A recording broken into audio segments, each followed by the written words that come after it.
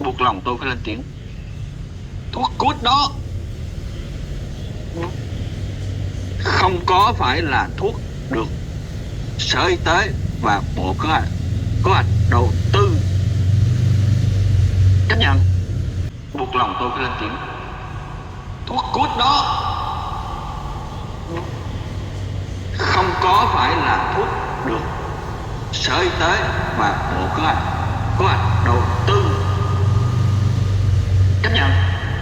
Buộc lòng tôi phải lên tiếng. Thuốc cút đó không có phải là thuốc được Sở Y tế và Bộ Kế hoạch Đầu tư chấp nhận. Buộc lòng tôi phải lên tiếng. Thuốc cút đó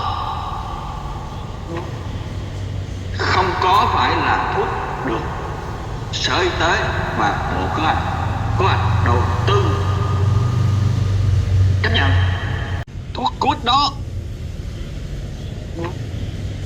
không có phải là thuốc được Sở Y tế và Bộ Kế hoạch Đầu tư chấp nhận.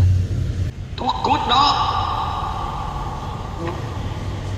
không có phải là thuốc được Sở Y tế và Bộ Kế hoạch Đầu tư